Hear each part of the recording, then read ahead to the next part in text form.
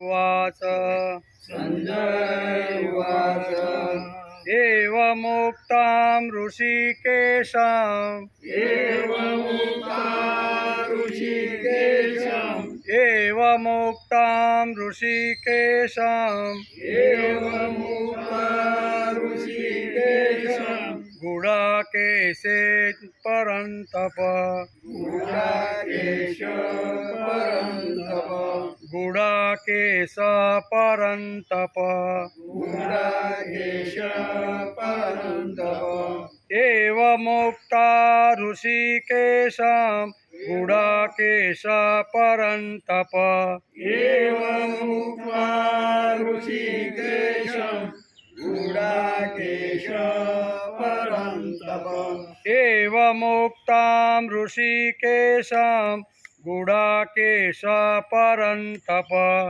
एवमुक्त्वा ऋषिकेशम् गुडाकेश परन्तप न योत्सि इति गोविन्द नायोत्सैति गोविन्द न योत्स्य इति गोविन्द नायोत्स इति गोविन्द मुक्त्वा तूष्णी बभूवः मुक्त्वा तूष्णीं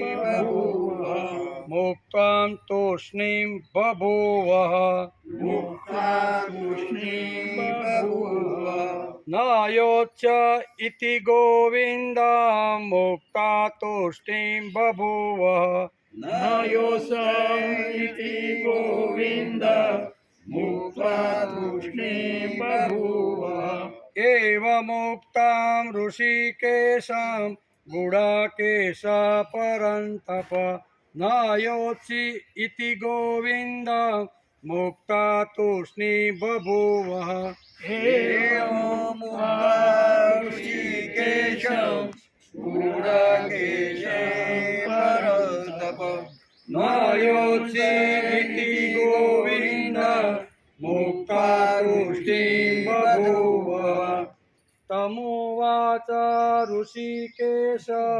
तमुवाच ऋषिकेश तमुवाच ऋषिकेश तमुवाच ऋषिकेश प्रहसन्निव भारत प्रहसन्निव भारत प्रहसन्निव भारत प्रहसन्निव भारत तमुवाच ऋषिकेश प्रहसन्निव भारत तमुवाच ऋषिकेश प्रहसन्निव भारत तमुवाच ऋषिकेश प्रहसन्निव भारत तमुवाच ऋषिकेश प्रहसन्निव भारत सेनयोरुभयोर्मध्ये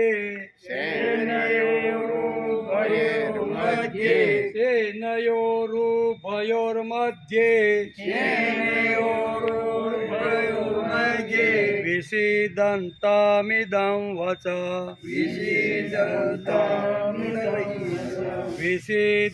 विषीदन्तमिदं वच तमुवाच ऋषिकेश प्रहसन्निव भारत सेनयोरुभयोर्मध्ये विषीदन्तमिदं वच तमुवाच ऋषिकेश प्रहसन्निव भारत सेनयोरुभयोर्मध्ये विषीदन्तमिदं वच बे श्लोक एक साथ संजय उवाच एवमुक्ता ऋषिकेशम् गुडाकेश परन्तप न योत्सि इति गोविन्द मुक्ता तूष्णी बभूवः स ऋषिकेश प्रहसन्निव भारत सेनयोरुभयोर्मध्ये विषीदन्तमिदं वस विषीदन्तमिदं वस हरिः ओम जय देवसुतं देवं कंसचाणूरमर्दनं देवकी परमानन्दं कृष्णं वन्दे जगद्गुरु गुरुर्ब्रह्मा गुरुर्विष्णु गुरुदेवो महेश्वर गुरु साक्षात् परब्रह्म तस्मै श्री गुरुवे नमः नारायणं नमस्कृत्यं नरं चैव नरोत्तमं देवीं सरस्वती व्यासं ततो जयमुदीरये ततो जयमुदीरये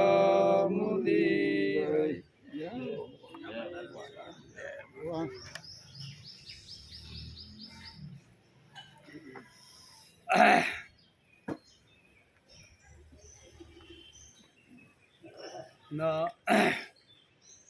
संजय उवाच एवमुक्त्वा ऋषिकेशं गुडाकेशेन भारत एवमुक्ता ऋषिकेशं गुडाकेश परन्तप न योत्स्य इति गोविन्द उक्त्वा तूष्णी बभूवः तमुवाच ऋषिकेश प्रहसन्निव भारत सेनयोरुभयोर्मध्ये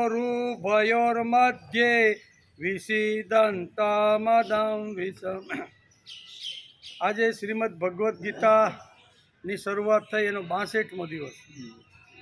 ગઈકાલે આપણે બીજા અધ્યાયના 8મા શ્લોકને આપણે ગઈકાલે નમસ્કાર કર્યા. એમાં કઈ વાતો હતી?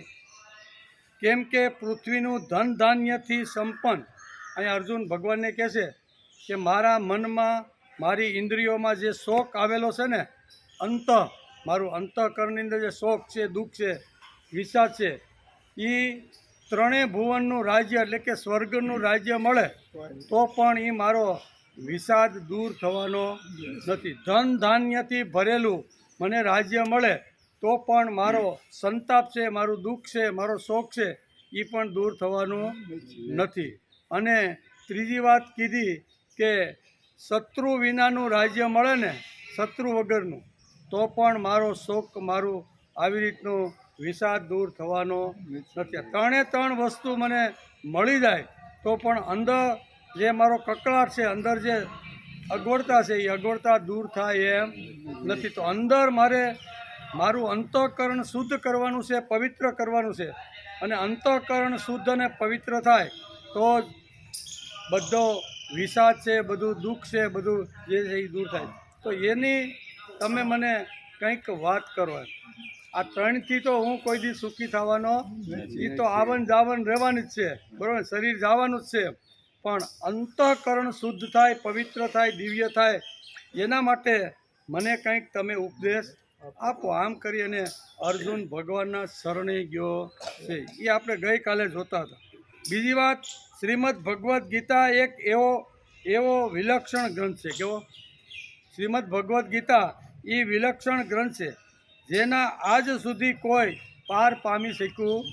જેટલું વાંચો, જેટલો અભ્યાસ કરો, જેટલો શ્લોકને અંદર ઉતરો ને એટલું નવું નવું અંદરથી કંઈક ને કંઈક આપણે મળતું રહેલું છે. ઘણા બધા ઋષિમુનિઓ, ઘણા બધા વિદ્વાન પુરુષો, ઘણા બધા તત્વજ્ઞાનીઓ, ઘણા બધા આચાર્યોએ ખૂબ અંદર શ્રીમદ ભગવદ્ ગીતામાં ડૂબકી મારી અને એનું તત્વજ્ઞાન શોધવાનો પ્રયત્ન કર્યો, પણ એમાંથી મળતું જ જાય છે. જેમ કૂવો હોય અને કૂવામાંથી પાણી ઉલેસાય ને હરવાણી જેમ ફૂટે ને, એમ ગીતામાંથી, શ્રીમદ ભગવદ્ ગીતામાંથી ગમે તેટલા મહાન હશે, ગમે એટલા સંત મહાપુરુષો હશે, એ ગમે તેટલો ઊંડો ગીતાનો અભ્યાસ કરશે ને તો પણ એનું તળિયું આવવાનું નથી. એટલે કોઈ કે મને ગીતા પૂરેપૂરી ખબર છે તો એ વાત આવા આખી ખોટી. કોઈ પણ શ્લોકમાં કોઈ પણ વાત નવી નવી આપણે જેમ જેમ મન, બુદ્ધિ અને આપણે જેમ જેમ અધ્યયન કરતા હોય એમ અંદરથી કંઈક ને કંઈક આપણે મળતું રહેલું છે, જેનો આજ સુધી કોઈ તાગ પામી શક્યું નથી, ન પાર પામે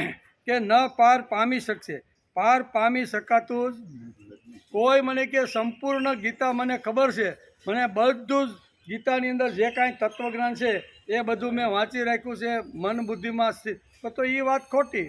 ફરીથી માનો કે વાંચવાની શરૂઆત કરે તો પછી એના એ શ્લોકમાં કંઈક બીજું નવું પાછું એને મળતું રહેલું છે. એમાંય કહેવાનું ઊંડા ઉતરીને એનું અધ્યયન મનન કરવાથી નિત્ય નવા નવા વિચારો શ્રીમદ ભગવદ્ ગીતામાંથી આપણે પ્રગટ થાય છે.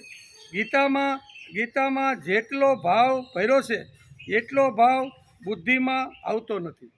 શ્રીમદ ભગવદ્ ગીતામાં જેટલો ભાવ ભર્યો છે, જેમ શ્રીમદ ભગવદ્ ગીતાના શ્લોકો વાંચી, એના અધ્યાય વાંચી, એના ઉપર મનન કરીએ, બરાબર, તો એ જે મનન કરેલું છે એ બધું કાંઈ બુદ્ધિમાં આવતું, વાંચ્યું છે એટલું બધું કોઈ માણસને યાદ રહી જતું નથી. એમ કે તેટલો ભાવ બુદ્ધિમાં રહેતો નથી જેટલો બુદ્ધિમાં આવે છે. ઘણીવાર જેટલો વાંચ્યા પછી જેટલું બુદ્ધિમાં આવે છે એટલું મનમાં નથી રહેતું. બુદ્ધિમાં આવી જાય પણ એ કાંઈ બુદ્ધિમાં આવેલું બધે મનમાં રહેતું નથી. મનમાં ભાવ ટકતો નથી, એટલે કે તેટલો કહી શકાતો નથી. જેટલો કહી શકાય છે તેટલો લખી શકાતો નથી. જેટલો ભાવ મનમાં આવ્યો એ બુદ્ધિમાં રહેતો નથી, જેટલો બુદ્ધિમાં આવ્યો એટલો લખી શકાતો નથી, અને જેટલો લખી શકાતો નથી એટલો અહીં કે લખી શકાતો નથી. શ્રીમદ ભગવદ્ ગીતાની કોઈ સીમા જ નથી, એની કોઈ સીમા નથી. માણસ જેટલો વિચાર કરે એટલું એમાંથી એને મળતું રહે, પરંતુ તેની વ્યાખ્યા સીમિત થાય છે. જ્ઞાન, ભક્તિ અને કર્મયોગનો અકૂટ ભંડાર શ્રીમદ ભગવદ્ ગીતાની અંદર ભરેલો. એમાં જ્ઞાન પણ છે, એમાં ભક્તિ પણ છે, એમાં કર્મયોગ છે. દરેક લોકો કંઈક માર્ગદર્શન આપે છે. ભગવાને અર્જુનને નિમિત્ત બનાવી વિશ્વના માનવ માત્રને ગીતાના જ્ઞાન દ્વારા જીવનાભિમુખ કરવાનો ચિરંતર પ્રયાસ કર્યો. અર્જુનના જ આ બધા પ્રશ્નો છે એવું આપણને લાગતું નથી, કારણ કે દ્રોણાચાર્યના તપોવનમાં ભણ્યો હતો, શસ્ત્ર અને શાસ્ત્ર, એટલે પૂરો પારંગત થઈ ગયેલો હતો. પણ અહીંયા જે કાંઈ પ્રશ્ન ભગવાનની સામે અર્જુને જે ઉઠાવ્યા છે એ મને તો લાગે છે કે કળિયુગના માનવને 5000 વર્ષ પછી આવા જ પ્રશ્નો ઊભા થશે. એટલે એ નિમિત્ત બનાવી અને અર્જુન બોલે છે અને ભગવાન એને બધા જ પ્રકારના જવાબો આપે છે. ભગવાનને એટલે કે જીવન ભાગી જવા માટે નથી. અહીં અર્જુન ભગવાનને પકડી અને યુદ્ધ તરફ પ્રેરવાનો પ્રયત્ન કરે છે.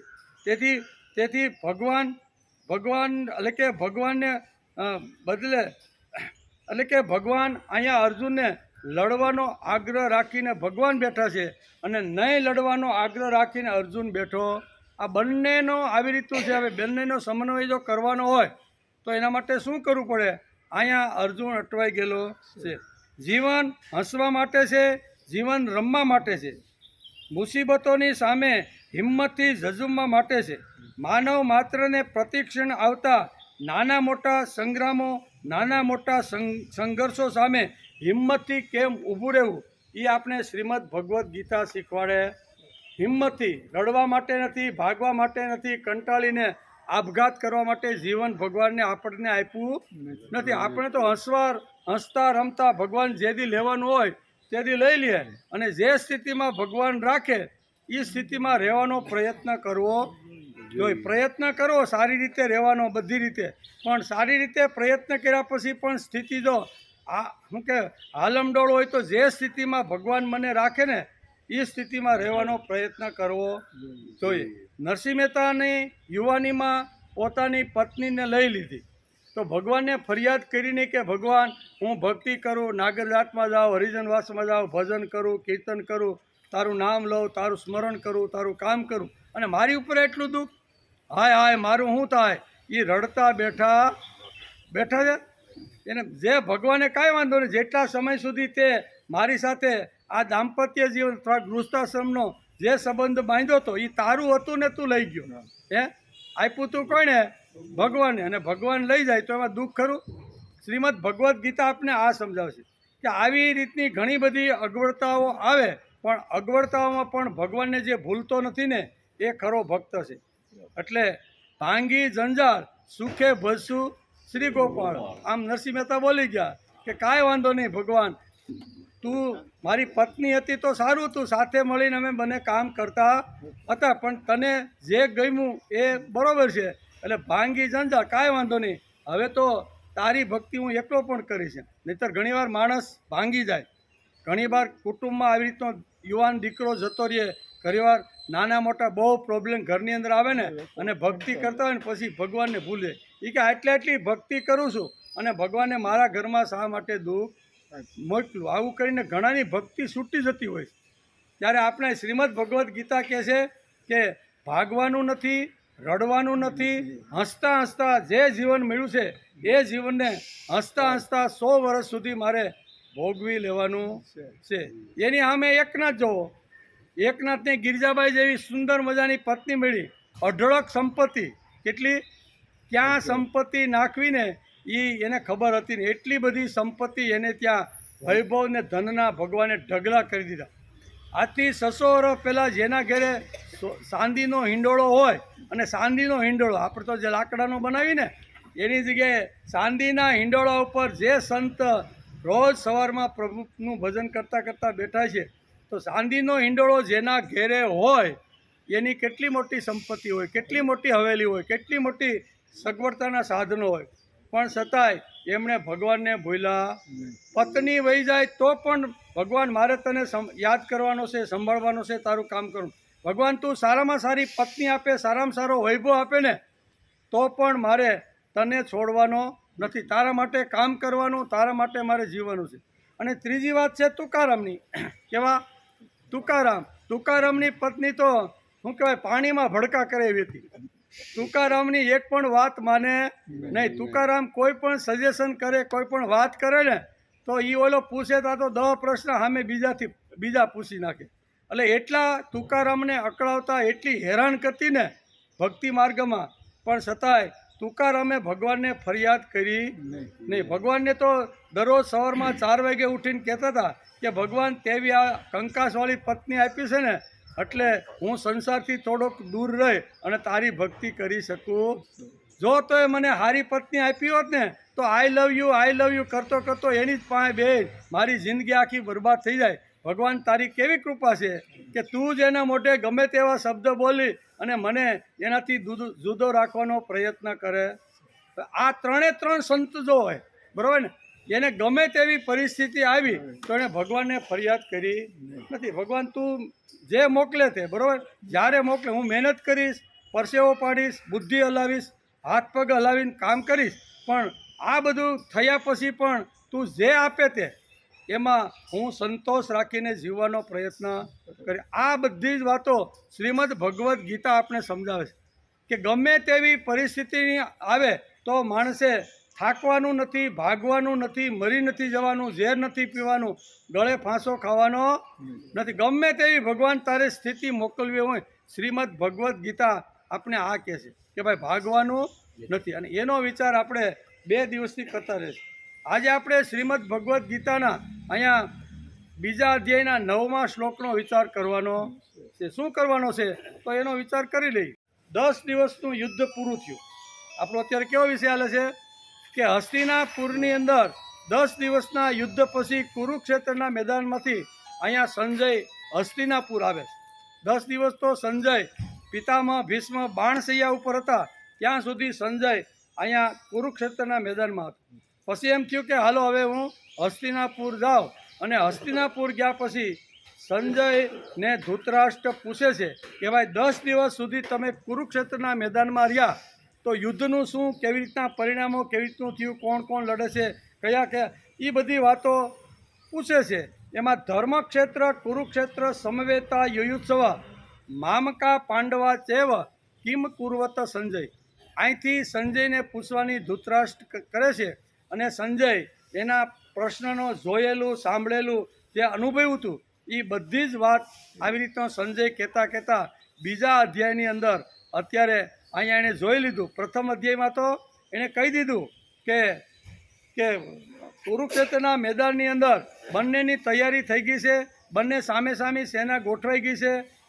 દુર્યોધન પોતાના રથમાંથી ઉતરી અને અહીંયા ગુરુ દ્રોણાચાર્ય પાસે અહીંયા રાજા બનીને આવે છે. એ બધી વાત કરી. પછી બંને સેનાનું નિરીક્ષણ કેવી રીતનું, પાંડવોની સેના કેવી રીતે ધૃષ્ટધુમ્યે ગોઠવી છે એનું પણ વર્ણન કર્યું. અને પિતામહ ભીષ્મએ પોતાના 11 અક્ષરની સૈન્યની વ્યૂહરચના આ બધું કીધું. શંખો વગાડી દીધા. આ બધી ઘટના કરતાં કરતાં અર્જુન પણ થોડોક આવી રીતનો વિષાદની અંદર આવી. આ બધી વાતો સંજય ધૃતરાષ્ટ્રને હસ્તિનાપુરમાં બેઠા બેઠા કહે છે. અને એમાં બીજા શ્લોકના 9મા અધ્યાયમાં પણ અહીંયા સંજય અત્યારે અહીંયા ધૃતરાષ્ટ્રને કહે છે કે હે રાજા, પરંતપ એટલે તપાવનાર, એમ બરાબર. અને અહીંયા જે શબ્દ વાપરો છે એ અહીંયા કોના માટે, અહીંયા ધૃતરાષ્ટ્ર માટે અહીંયા સંજયે શબ્દ વાપરો છે. શું વાપરો છે? સંજય ઉવાચ એવ મુક્તા ઋષિકેશમ ગુડાકેશા પરંતપ ન યોત્સી ઇતિ ગોવિંદ ઉક્તામ તોષ્ણી બભૂવ. એનો અર્થ થાય છે પરંતપ.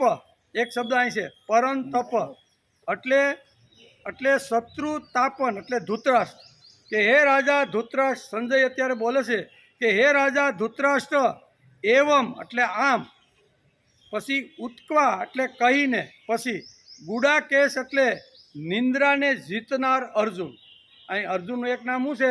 અર્જુનના ઘણા બધા નામ છે, એમાં ગુડાકેશ છે. ગુડાકેશ એટલે નિંદ્રા ઉપર જેણે કાબુ મેળવ્યો છે તે, નિંદ્રાને જેણે જીતી લીધી છે તે, એનું નામ છે ગુડાકેશ. અને ગુડાકેશનું બીજું નામ છે અર્જુન.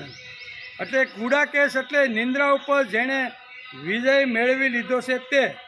ઋષિકેશમ એટલે કે અંતર્યામી ભગવાન, અંતર્યામી ભગવાન. ગોવિંદ એટલે ગોવિંદને. ન યોત્સ્ય એટલે હું યુદ્ધ નહીં કરું. હું ગોવિંદને કહે છે કે હું યુદ્ધ નહીં કરું. ઇતિ એટલે એમ, હ એટલે સ્પષ્ટ, ઉક્તવા એટલે કહીને, તૃષ્ણિમ એટલે ચૂપ, અને પ્રભુ એટલે થઈ ગયો. અહીંયા સંજય સંદેશો કોને આપે છે?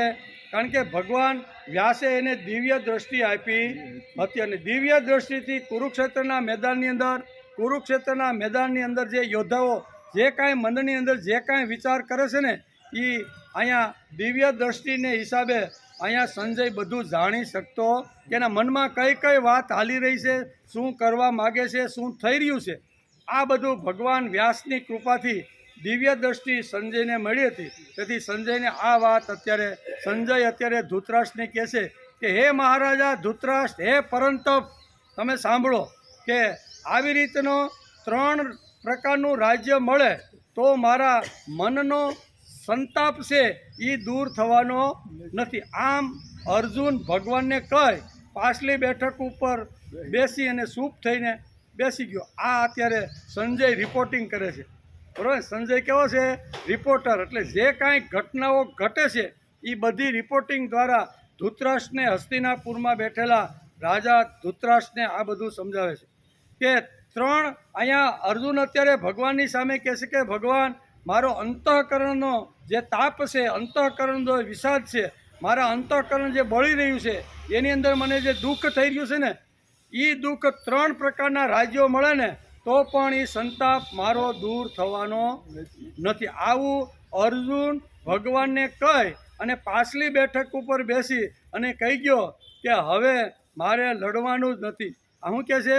હું યુદ્ધ નહીં જ કરું, એમ કરી અને પાછલી બેઠક ઉપર બેસી ગયો. કોણ બોલે છે? આ સંજય ધૃતરાષ્ટ્રને કહે છે. એટલે આપણી સમજણ પાછી ઘેર સંજય ધૃતરાષ્ટ્રને કહે છે કે આવું અર્જુન બોલી અને હવે મારે યુદ્ધ કરવું જ નથી એમ કહી અને પાછલી બેઠક ઉપર આંસુડા પાડતો ફરીથી બેસી ગયો. એનો અર્થ આવો થાય, હે શત્રુતાપન ધૃતરાષ્ટ્ર, આમ કહીને પછી નિંદ્રાને જીતનાર અર્જુન અંતર્યામી ભગવાન ગોવિંદને હું યુદ્ધ નહીં કરું એમ સ્પષ્ટ કહીને ચૂપ થઈ ગયો. પાછો કેવો? હવે કોઈની વાત જો સાંભળવાની હોય તો કોઈએ તો ચૂપ થવું પડે કે નહીં? કારણ કે હવે ભગવાન બોલવાના છે. અહીંયા હવે એને બોલવાનું હમણાં 2 વાતથી બંધ કરી દીધું. અહીંયા કોઈને બીજાની વાત જો સાંભળવાની હોય એકાદે ચૂપ થવું પડે કે નહીં? એટલે હવે ભગવાનને જે કાંઈ કહેવાના છે એ અર્જુન સાંભળવાનો છે. તેથી અહીં સંજય રિપોર્ટ આપે છે કે આવી પરિસ્થિતિ કુરુક્ષેત્રના મેદાનમાં સર્જાય છે અને હવે હું યુદ્ધ નહીં જ કરું. આમ કરી અને ચૂપ થઈ ગયો છે. કેવો? એણે બોલવાનું બિલકુલ બંધ કરી દીધું તે હવે એ બોલતો નથી એમ અત્યારે અહીંયા આંકે છે. એવ મુક્તા ઋષિ કેશમ બભુવા. અર્જુને પોતાનો અને ભગવાનનો એમ બંનેના પક્ષનો સામે રાખીને તેના ઉપર વિચાર કર્યો. સામેના પક્ષનો પણ વિચાર કર્યો અને પોતાની સાથે રહેલા જે ભગવાન છે એ ભગવાનને સાથે રાખીને વિચાર કર્યો. તો એના ઉપર અર્જુન પહોંચ્યો કે યુદ્ધ કરવાથી બહુ તો રાજ્ય મળશે. શું છે? અહીંયા બે પ્રકારના વિચાર કરી અને અત્યારે સંજય ધૃતરાષ્ટ્રને અત્યારે આખી ફિલોસોફી સમજાવે છે કે અર્જુન અત્યારે આવી રીતનું બોલી રહ્યો, યુદ્ધ કરીશ તો ફક્ત મને રાજ્ય મળશે, કે યુદ્ધ થવાથી બહુ તો મને રાજ્ય મળશે, માન મળશે, કીર્તિ મળશે, યશ મળશે અને સંસારમાં મોટું મારું નામ થશે. પરંતુ મારા હૃદયમાં જે શોક છે, મારા હૃદયમાં જે ચિંતા છે, મારા હૃદયમાં નિષાદ અને વિષાદ જે મને અકળાવી રહ્યા છે, એ ત્રણ પ્રકારના રાજ્ય મળે ને તો પણ મારો સંતાપ દૂર થાય એમ નથી. એમ અર્જુન અત્યારે અહીંયા ભગવાન શ્રી કૃષ્ણ ગોવિંદને કહી રહ્યો છે. એમ ધૃતરાષ્ટ્રને અહીંયા સંજય રિપોર્ટ આપે છે એમ કે શોક દૂર થાય એમ નથી. અર્જુનને યુદ્ધ નહીં કરવું એ સારું જણાયું. બંને બાજુનો વિચાર કરતા કહેશે કે હવે મારે યુદ્ધ કરવું નથી એમ કરીને ચૂપ થઈ ગયો. જોકે અર્જુન ભગવાનની વાતનો આદર કરે છે અને એને માનવા પણ ઈચ્છે છે, પરંતુ એમના મનમાં યુદ્ધ કરવાની ઠીક રૂચતી નથી. એટલે અર્જુન પોતાના મનમાં થશેલી વાતને જ અહીં સ્પષ્ટ રૂપે અને ચોખ્ખા શબ્દોમાં કહી દે છે કે હું યુદ્ધ કરીશ. આ 9મા શ્લોકની અંદર અહીંયા જેમ સંજય રિપોર્ટ આપે છે એટલે સંજય કહે છે કે કુરુક્ષેત્રના મેદાનની અંદર આવી એક ઘટના ઘટી ગઈ અને હું યુદ્ધ નહીં જ કરું એમ કરીને અર્જુન ચૂપ થઈ ગયો છે. આ રીતે જ્યારે પોતાની વાત અને પોતાનો નિર્ણય ભગવાનને સાફ કહી દીધો ત્યારે ભગવાનને કહેવાનું કશું બાકી રહ્યું નહીં. એટલે તેઓ ચૂપ થઈ ગયો કે ભગવાનને કાંઈ કહેવાનું હવે બાકી નથી. હજી એની કાંઈ સમસ્યા આગલા શ્લોકમાં છે હજી કહેવાનું. એ સંજય ધૃતરાષ્ટ્રને બધું વર્ણવે છે. ચૂપ તો થઈ ગયો છે પણ ચૂપ થયા પછી કઈ વાતો છે એ 10મા શ્લોકની અંદર વ્યાસે લખી રાખી છે. પણ આજે આપણે 9મા શ્લોકનો વિચાર કરવાનો છે કે આટલી વાતો છે. હે શત્રુતા પણ ધૃતરાષ્ટ્ર. આમ કહીને પછી નિંદ્રાને જીતનારા અર્જુન અંતર્યામી ભગવાન ગોવિંદને હું યુદ્ધ નહીં કરું એમ સ્પષ્ટ કહીને ચૂપ થઈ ગયો. એવ મુક્ત. આમાં પહેલો શબ્દ વાપર્યો છે આ શ્લોકમાં, એવ મુક્ત્વા. ગીતા હોય તો ઘેરે જઈને જોઈ લેજો. એવ મુક્ત્વા. આ પ્રમાણે. એવ મુક્ત્વા એટલે એનો અર્થ આ પ્રમાણે ગુડા કહેશે ગોવિંદને કહે કે હું યુદ્ધ નહીં કરું એમ કરી અને ચૂપ થઈ ગયો. કે એવા મુક્ત એટલે આમ કહીને. અત્યારે સંજય શું કહે છે કે આમ કીધું. ધૃતરાષ્ટ્રને શું કીધું કે આમ કહીને ગુડા કહેશે એટલે અર્જુન ગુડા કહેશે આમ કહીને ગોવિંદને કીધું કે હે ગોવિંદ હવે હું યુદ્ધ નહીં જ કરું. આમ કરી અને ચૂપ થઈ ગયો. આ શ્લોક બહુ સરસ રીતે સમજવાનો પ્રયત્ન આજે આપણે કરવાનો છે. એવા મુક્તા એટલે આ પ્રમાણે કહીને સંજય ધૃતરાષ્ટ્રને એવું કહે છે કે શું કીધું, આપણે 2 કલાક ગીતાનું ચિંતન કરીએ છીએ, બાકીના કલાકો તો આપણે વ્યવહાર અને થોડા ઘણા આપણા કામોમાં અંદર પસાર થાય છે એમ કે. અર્જુન ભગવાનને કહે છે કે ભગવાન શોક નિવારણ માટે, વિષાદ દૂર થાય તે માટે, મારો મોહ દૂર થાય એવા ઘણા મેં મારી રીતે પ્રયત્ન કરી જોયા, પણ મારા એક પણ પ્રયત્ન કરવાથી મારા મનનો જે શોક છે, મારા મનનો જે વિષાદ છે, મારા મનનું જે દુઃખ છે ને એ દુઃખ હું દૂર કરી શક્યો નથી. તેથી હે ભગવાન હું તમારા શરણે આવ્યો છું. મારું દુઃખ ઓછું થાય અથવા નીકળી જાય એવો તમે મને પ્રયત્ન કરો. એ આગલા શ્લોકમાં આપણે જોતા રહો. આખી પૃથ્વીનું સામ્રાજ્ય મને આપવામાં આવે તે પણ શત્રુ રહિત સામ્રાજ્ય. કયું સામ્રાજ્ય? તો કે પૃથ્વીનું. કેવું? તો કે શત્રુ વગરનું. એક પણ એમાં શત્રુ ન હોય અને ધન ધાન્યથી ભરેલું હોય. આવું રાજ્ય મને જો આપવામાં આવે અને દેવોનું આધિપત્ય સ્વર્ગની અંદર પણ મને દેવોનો રાજા બનાવવામાં આવે, બહુ શું કહે છે, દેવોનો રાજા બનાવવામાં આવે તો પણ મારો સંતાપ દૂર થવાનો નથી. કેટલું અહીંયા ભક્તિ માટે અથવા અંતઃકરણ શુદ્ધ થાય અને પ્રભુની ભક્તિ હું કેવી રીતે કરી શકું એના માટે કેટલો મોટો ત્યાગની વાત કરે છે. આપણા ગામની અંદર ઇલેક્શન હોય, ચૂંટણી હોય ને સરપંચમાં ઊભા રહ્યા હોય અને કદાચ જો ભૂલે શું કે એક બે મતથી આવી ગયા હોય તો બીજે દિવસે બજારમાં નીકળે ત્યારે એની હાલ કંઈક જુદી જ હોય. કે હું આ ગામનો સરપંચ, ખાલી શું કહેવાય 100-200 ખોરડાનું ગામ હોય અને એનો સરપંચ બને તો પણ માણસને કેટલો ગર્વ, કેટલું અભિમાન. અહીંયા તો અર્જુન કબૂલાત કરે છે કે 3 પ્રકારનું રાજ્ય, કેટલું સ્વર્ગનું આધિપત્ય મળે, સ્વર્ગની અંદર મને રાજા બનાવે, પછી નિષ્કંટક રાજ્ય મળે અને ધન ધાન્યથી ભરે ને તોય મારો સંતાપ દૂર થવાનો નથી. આ શ્રીમદ ભગવદ્ ગીતા આપને સમજાવે છે. અને દેવોનું આધિપત્ય આગલા શ્લોકમાં અનુસંધાનમાં આ શક્ય છે. એવા મુક્ત એટલે આમ કહી અને મારે યુદ્ધ કરવું જ નથી એમ કરી અને અર્જુન અહીંયા ચૂપ થઈને બેસી ગયો છે. અર્જુનને શબ્દ કેવી રીતે યાદ આવ્યો? કુરુક્ષેત્રના મેદાનની અંદર આ નિષ્કંટક રાજ્ય મને મળે તો પણ મારે ભોગવવું નથી. આ શબ્દ અત્યારે યુદ્ધના મેદાનમાં અહીંયા કેવી રીતે ને યાદ આવ્યો? આપણે પણ પ્રશ્ન થવો જોઈએ. યુદ્ધનું મેદાન છે, યુદ્ધની તૈયારીઓ થઈ રહી છે, ચૂપચાપ થયેલો અર્જુન અને એના મનની અંદર અત્યારે આ વિચાર આવ્યો છે કે અર્જુનને મને આખી પૃથ્વીનો રાજા બનાવવામાં આવે, શત્રુ રહિત રાજ્ય આપવામાં આવે. અહીંયા શબ્દ છે શત્રુ રહિત. કેવું? શત્રુવાળું રાજ્ય હોય તો કાંઈ રાજા કાંઈ શાંતિથી ઊંઘી શકે નહીં, ખાઈ શકે નહીં, વ્યવસ્થાઓ બધી કરી શકે? રાજાની સામે ઘણા બધા ખોટી રીતે જો એના દુશ્મનોને શત્રુઓ પડે તો રાજાને કોઈ પણ સારું કામ કરવા દે નહીં. તેથી આ શ્લોકની અંદર અહીંયા વેદવ્યાસ લખે છે કે અર્જુન એવું બોલે છે કે શત્રુ વગરનું રાજ્ય, કંટક વગરનું રાજ્ય મને જો આપવામાં આવે, એટલું જ નહીં ધન ધાન્યથી ભરેલું રાજ્ય આપવામાં આવે, એટલું જ નહીં પણ સ્વર્ગનું આધિપત્ય પણ જો આપવામાં આવે ને તો મારી અંદર જે સંતાપ છે, મારી અંદર જે દુઃખ છે, મારી અંદર જે વિષાદ છે ને એ મારો વિષાદ દૂર થવાનો નથી. તેથી એવો કોઈ મને ઉપાય બતાવો કે હું આ દુઃખમાંથી બહાર નીકળી જાઉં, વિષાદમાંથી તો કિલોલ કરતો બાકીની જિંદગી જીવું. એવું જો તમારી પાસે કંઈ હોય તો હે ભગવાન, હે ગોવિંદ. આ શું શબ્દ વાપર્યો છે? ગોવિંદ. આ શ્લોકની અંદર ભગવાન માટે અહીંયા 2 શબ્દો વપરાણા છે. એક તો ઋષિકેશ અને બીજો ગોવિંદ. આ શ્લોકમાં અહીંયા વેદ વ્યાસે ભગવાન શ્રી કૃષ્ણને માટે 2 નામ, 2 વિશેષણો લગાડ્યા છે. એક તો ઋષિકેશ કીધા છે અને બીજો ગોવિંદ. આવા 2 શબ્દો અહીંયા કીધા છે. શત્રુ રહિત રાજ્ય શા માટે? એકવાર પાંડવોને કૌરવ દ્વારા ઓફર કરવામાં આવી. અહીંયા શત્રુ વગરનું રાજ્ય મળે તો પણ મારો સંતાપ દૂર થવાનો નથી. એ મહાભારતમાં જઈને તો ખબર પડે કે અર્જુન અહીંયા શા માટે બોલ્યો. અને મહાભારતની અંદર સ્પષ્ટ આવી રીતની વાત વેદવ્યાસે લખી છે કે જ્યારે ભાગલા પાડવાની વાત આવી પછી કૌરવો અને પાંડવો અલગ અલગ મિટિંગો કરતા હતા.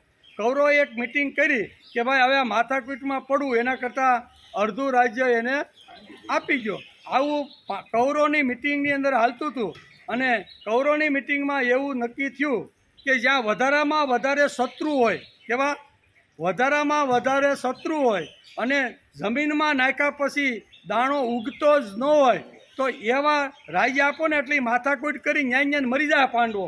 આવો કૌરવની મિટિંગની અંદર નક્કી થાય. જો આપવાનું જ હોય તો આવું રાજ્ય આપણે એને આપી દઈએ. અહીંયા દુર્યોધન, દુશાસન ને બધા, કર્ણ ને બધા બેઠા છે, મિટિંગ ચાલે છે અને મિટિંગમાં આ વાત એક નક્કી થાય. ત્યાં શકુની આવ્યો.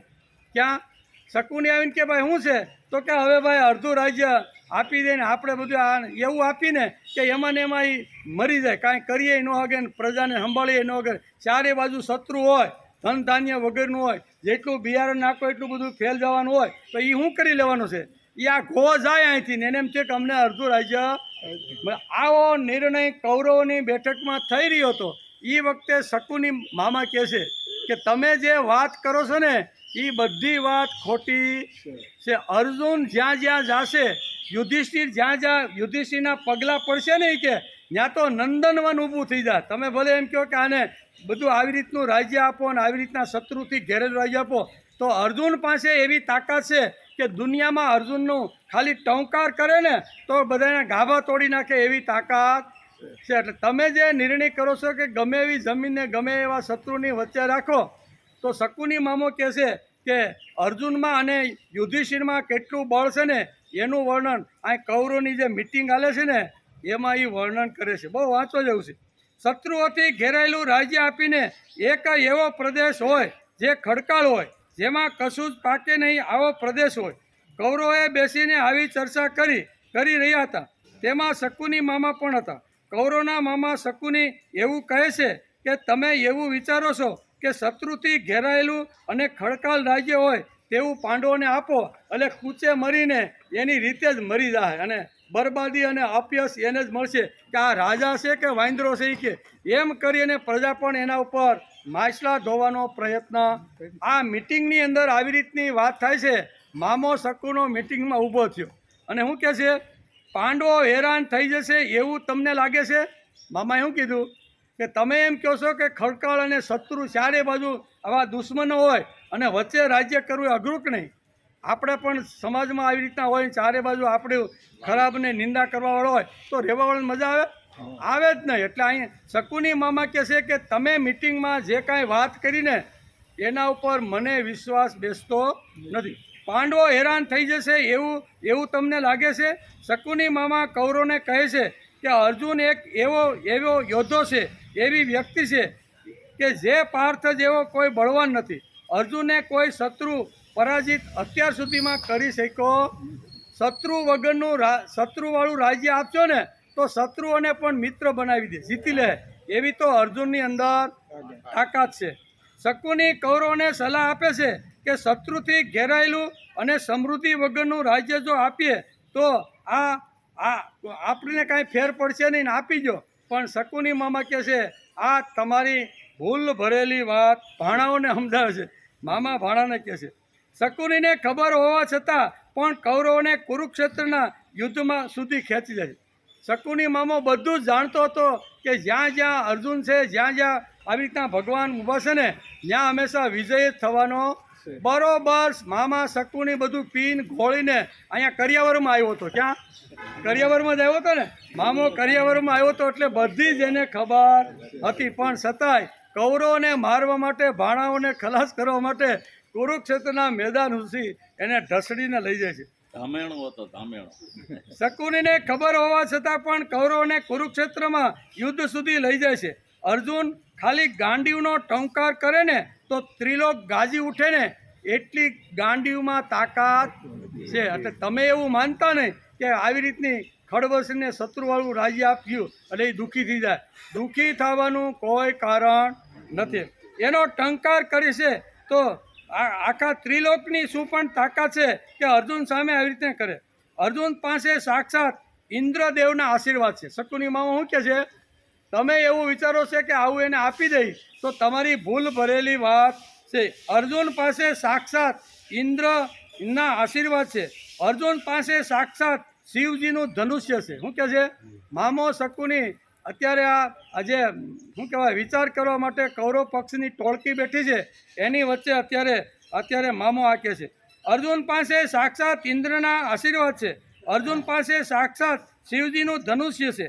હનુમાનજીની છત્ર છાયા છે. શું છે? અર્જુનના રથ ઉપર હનુમાનજીની છત્ર છાયા છે. એટલે તમે ગમે તેમ આડા હવડા થાવ તો પાંડવો કોઈ દી દુઃખી થવાના નથી. એમ છાયા છે. એટલું જ નહીં, બ્રહ્માંડને ચલાવવાળી શક્તિ શ્રી કૃષ્ણ ભગવાન એનો સારથી બનીને રથ ચલાવી રહ્યો છે. તેથી તમે આ બધા કુંડાળામાં બેસીને અર્ધું રાજ્યની જે વાત કરો છો ને એને હેરાન કરવાની, એ કોઈ દી હેરાન થાય. જેના આવી રીતના હોય એ માણસ કોઈ દી અગવડમાં આવતો નથી.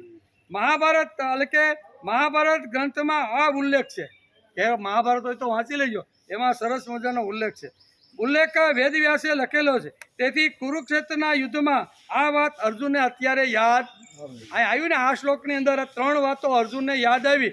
એ મહાભારતનો પુરાવો છે કે મહાભારતમાં આ ઘટના શકુનીએ કૌરવોને મિટિંગમાં વાત કરી હતી.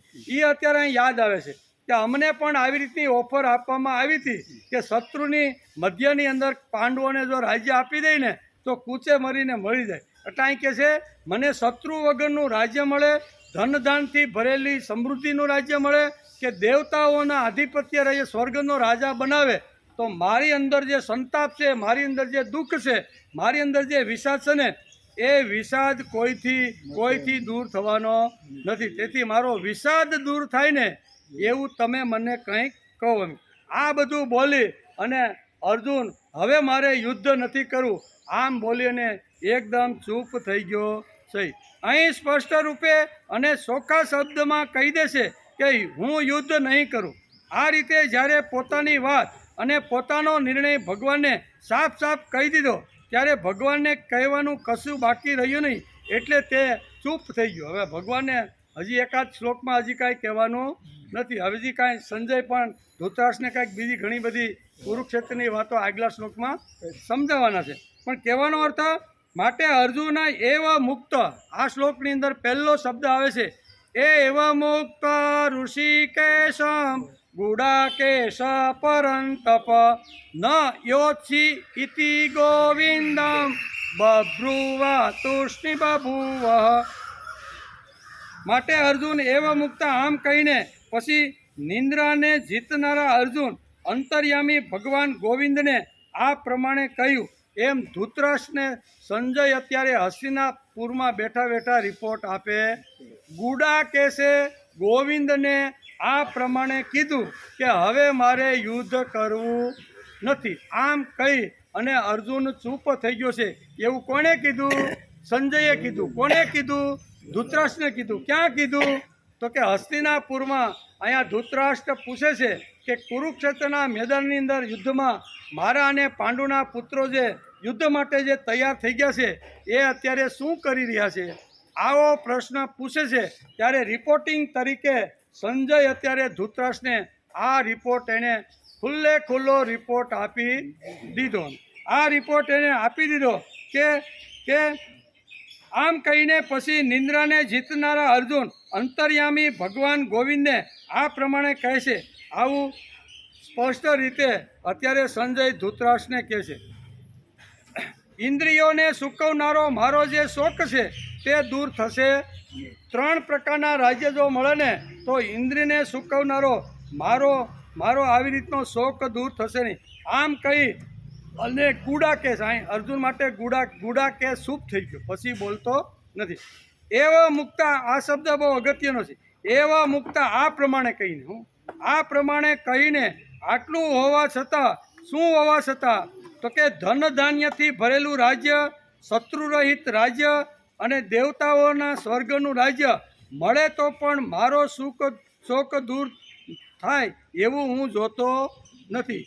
આ હોવા છતાં, 3 વાતો હોવા છતાં મારો શોક દૂર થતો નથી. આજે ગામમાં સરપંચની ડિગ્રી મળી જાય ચૂંટણી પછી એની હાલ પણ બદલી જાય. અહીં તો 3 રાજ્યની વાત કરે છે કે આવા 3 રાજ્યો પણ મને મારા અંતઃકરણને આવી રીતનું શુદ્ધ કરી શકશે નહીં. કુબેરનું સામ્રાજ્ય પણ લઈ શકે એવી તાકાત રાવણમાં હતી. રાવણ કેટલો મોટો સામ્રાજ્યવાન હતો, કેટલી બધી સંપત્તિ હતી રાવણ પાસે હતી. દેવોનું આધિપત્ય હતું. રાવણ પાસે શું ન હતું? સોનાની લંકા હતી. વેદોને સ્વર આપનાર હતો. પણ આટલું હોવા છતાં એ શોક રહિત કાયમ રહેશે. કોઈ એને પૂછ્યું કે આટલી બધી સંપત્તિ, આટલું બધું તમારી પાસે અઢળક બધું છે, સોનાની લંકા છે, દેવોને તમે ઢોલિયા ઘણું બધું બધા ઘણીવાર કહેતા, ત્યારે મને કહેશે કે સીતાને ઉપાડીને અશોક વાટિકા મેં જે રાખી છે ને એનાથી મારું હૃદય સંતાપ થઈ રહ્યું છે. મને આટલું બધું હોવા છતાં સીતા મને વારંવાર યાદ આવે છે અને ગમે તેટલી સમજાવવા કરતાં એ લંકાની રાણી બનવા માગતી નથી. તેથી આટલી ધન સંપત્તિ, આટલા કુબેર જેટલો ભંડાર, કુબેરને જીતવાની જે તાકાત છે એ બધી આટલું આધિપત્ય હોવા છતાં રાવણ આવી રીતનો સંતાપ થઈ ગયો. એનું કારણ શું છે? કે અંદરથી કંઈક એને આવી રીતનું કરવાનું છે. એમ એટલું છે. એટલે કે પૂછે છે કલ્યાણ માટે ઇન્દ્રને સૂકવનારો મારો શોખ છે તે દૂર થશે નહીં, આમ કહીને ચૂપ થઈ ગયો છે. એટલા જ માટે સંજય ધૃતરાષ્ટ્રને કહે છે કે એવા મુક્તા આ પ્રમાણે ગુડાકેશે અહીંયા ઋષિકેશને આ પ્રમાણે કીધું. ગુડાકેશ એટલે અર્જુન, જે નિંદ્રા ઉપર, ગુડાકેશનો અર્થ થાય છે નિંદ્રા ઉપર વિજય મેળવનાર. આવા ગુડાકેશે અહીંયા ઋષિકેશને આ પ્રમાણે કીધું કે પરંતપ અહીંયા શબ્દ ધૃતરાષ્ટ્ર માટે આ શ્લોકની અંદર વપરાયેલો છે. ગુડાકેશ ઋષિ માટે એટલે કે ગુડાકેશ અર્જુન માટે અને ભગવાન માટે ઋષિકેશ, આ ત્રણ શબ્દ આ શ્લોકની અંદર વ્યાસે લખ્યા છે. ને આ પ્રમાણે કહીને અર્જુન બધા જ પ્રયત્નો કર્યા પછી ભગવાનને શરણે આવે છે, ઉપદેશની માગણી કરે છે અને ધર્મ વિશે પૂછે છે, કલ્યાણ માટે પ્રાર્થના કરે છે અને શિષ્ય બની અને શરણાગતિ સ્વીકારી લે. આટલી વાતો આ શ્લોકોની અંદર વ્યાસે લખી છે.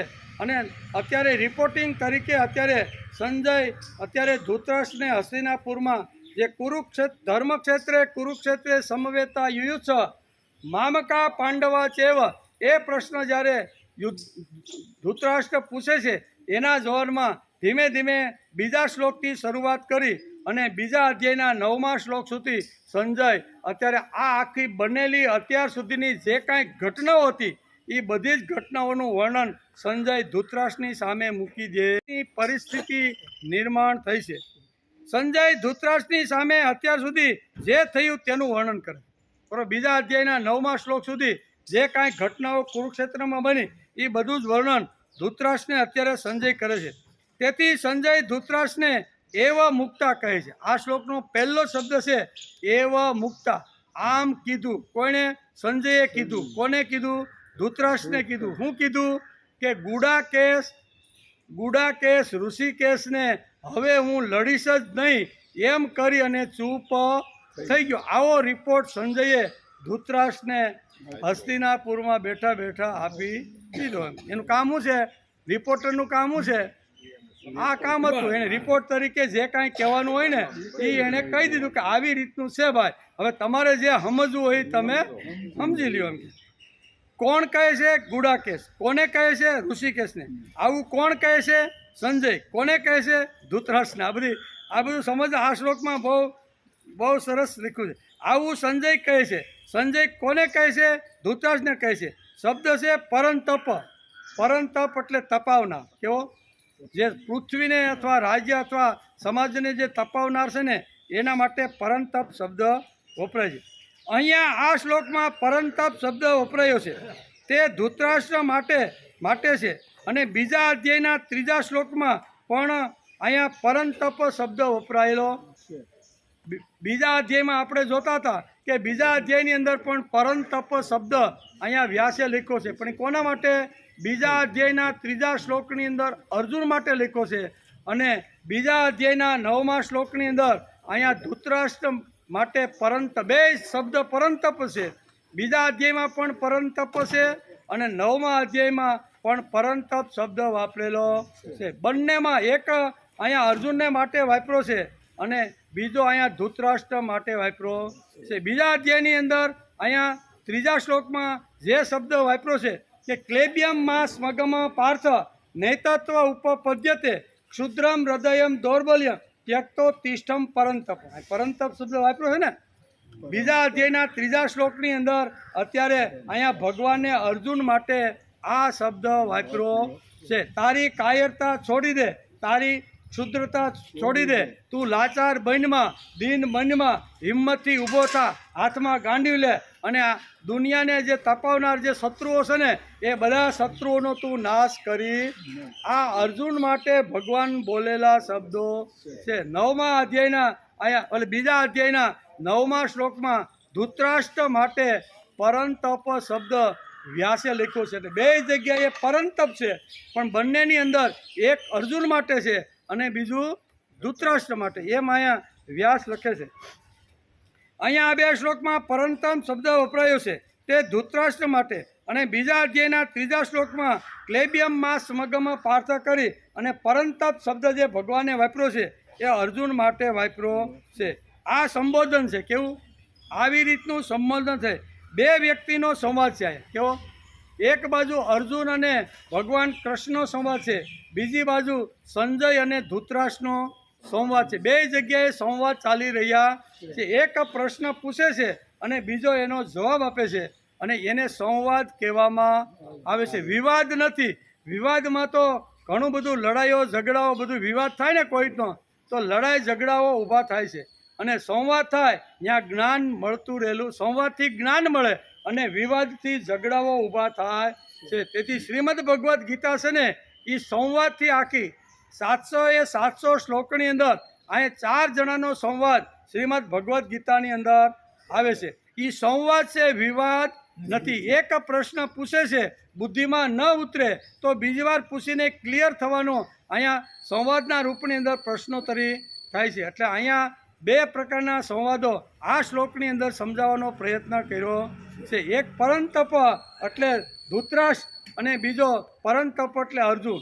એક બાજુ અર્જુન ભગવાનને પ્રશ્ન પૂછી અને અંદર રહેલો જે મેલ છે, અંદર રહેલું જે મળ છે, અંતઃકરણ જે અશુદ્ધ છે ને એને શુદ્ધ કરવા માટે અનેક પ્રકારના ભાતના પ્રશ્નો પૂછી અને પોતાનું અંતઃકરણ શુદ્ધ કરવા માટે સંવાદ ચાલી રહ્યો છે. અહીંયા જિજ્ઞાસાથી કે કુરુક્ષેત્રના મેદાનની અંદર અમારી સેના તો 11 અક્ષરની છે અને પાંડવ પક્ષની સેના 7 અક્ષરની, તો આ બંને સેના જો સામસામે ઊભી હોય તો હે સંજય અત્યારે કુરુક્ષેત્રના મેદાનમાં કેવી પરિસ્થિતિનું સર્જન થયું છે એ તમે મને સમજાવો. એટલે આખી જે પરિસ્થિતિ શ્રીમદ ભગવદ્ ગીતાના પ્રથમ અધ્યાયના બીજા શ્લોકથી શરૂઆત કરી અને સંજય ઘણી જગ્યાએ બોલવાની શરૂઆત કરી અને બીજા અધ્યાયના 9મા શ્લોક સુધી આખું રિપોર્ટિંગ અત્યાર સુધી જે કાંઈ અર્જુન અને કૃષ્ણ વચ્ચેનો જે કાંઈ સંવાદ થયો એ બધો સંવાદ ધૃતરાષ્ટ્રને સંજય સમજાવી દે છે. પાણીનો ટાઈમ થઈ ગયો. વાત આલે છે અધ્યાય 2 સાંખ્ય યોગ, અને સાંખ્ય યોગની અંદર બીજા અધ્યાયના 9મા શ્લોકની અંદર ધૃતરાષ્ટ્રને રિપોર્ટિંગ અત્યારે સંજય કરે છે કે કુરુક્ષેત્રના મેદાનની અંદર કઈ કઈ ઘટનાઓ બની છે અને કઈ બનતી રહી છે. એનું આખું રિપોર્ટિંગ હસ્તિનાપુરમાં બેઠા સંજયને દિવ્ય દ્રષ્ટિ વેદવ્યાસે આપી હતી એના દ્વારા બધી જ વાતો ત્યાં બેઠા કરે છે. એમાં સંજય અત્યારે ધૃતરાષ્ટ્રને રિપોર્ટ આપતા કહે છે કે હે રાજા ધૃતરાષ્ટ્ર, એવમોક્તા ઋષિકેશમ ગુડાકેશ પરંતપ ન યોત્સી ઇતિ ગોવિંદ બભૂવ કૃત્વા તૃષ્ણી બભૂવ. હે શત્રુને તપાવનાર રાજા ધૃતરાષ્ટ્ર, આમ કહીને પછી નિંદ્રાને જીતનારા અર્જુન અંતર્યામી ભગવાન ગોવિંદને હું યુદ્ધ નહીં કરું એમ સ્પષ્ટ કહીને ચૂપ થઈ ગયો. એમ આ શ્લોકની અંદર સંજય ધૃતરાષ્ટ્રને આ વાત સમજાવે છે. એનો વિચાર અત્યારે આપણે કરી રહ્યા છીએ. પરંતપ અર્જુન આંતર શત્રુને એટલે કે પાવન કરે અને ધૃતરાષ્ટ્ર બાહ્ય શત્રુ. એમ અહીંયા પરંતપ બે જગ્યાએ શબ્દ વપરાણો છે. એક આંતર શત્રુ એટલે અર્જુન માટે વપરાયો છે અને બાહ્ય શત્રુ એટલે ધૃતરાષ્ટ્ર માટે આ શબ્દ વ્યાસે વાપર્યો છે. અહીંયા શબ્દ છે તપ. સુખ અને દુઃખ તપ કરે એટલે ફળ મળે. રાવણ હોય તો પણ તપ કરે એટલે ફળ મળે ને. આસુરી સંપત્તિનો હોય કે દેવી સંપત્તિનો હોય, જે લોકો તપસ્યા કરે, તપ કરે, સાધના કરે, ભક્તિ કરે એટલે એને ફળ મળે ને મળે. ઘણીવાર આપણને એમ થાય કે આ અસુરો ઘણીવાર દેવો ઉપર શા માટે લડાઈ કરીને જીતી જતા હશે, પણ અહીંયા અસુરોએ એટલી મોટી તપસ્યા કરી હોય છે, એટલા બધા સાધનો તપસ્યા કરીને ભગવાન પાસેથી મેળવ્યા હોય છે અને દેવોને તેમ થાય કે અમારી પાસે તો હવે સ્વર્ગનું રાજ્ય છે, ઇન્દ્રનું રાજ્ય, એટલે હવે અમારે કાંઈ કરવાની જરૂર. આમ કરીને ચૂપચાપ જો બેસી જાય અને ઓલે કે આપણે હારી ગયા, ફરી વાર જીતવું હોય તો શું કરવું પડે, તો કે બધાએ સાધના કરવા લાગો, બધાએ તપ કરવા લાગો. એમ દૈત્યો બધાએ અસુરો તપ કરવા લાગે એટલે જે તપ કરે એને ફળ મળે ને મળે. પછી દેવી સંપત્તિનો હોય કે આસુરી સંપત્તિનો હોય. એટલે અહીં પરમ તપ શબ્દ વ્યાસે આ શ્લોકની અંદર વાપરેલો છે. એટલે કે અહીંયા શબ્દ છે તપ. સુખ અને દુઃખ તપ કરે એટલે ફળ મળે. રાવણ હોય તો પણ તપ કરે એટલે ફળ મળે. તપ બે પ્રકારના હોય છે, એક ભૌતિક તપ અને એક આધ્યાત્મિક તપ. તપ બે રીતે થાય. મારે કાંઈ વસ્તુની જરૂર હોય તો પણ માણસ તપસ્યા કરે, સાધના કરે, બરાબર ને. અને કાંઈ ભૌતિક એટલે આધ્યાત્મિકની જો ઉણપ હોય તો પણ આવી રીતની કરે. અર્જુને પણ આધ્યાત્મિક સાધનાને તપ કીધું હતું કે નહીં?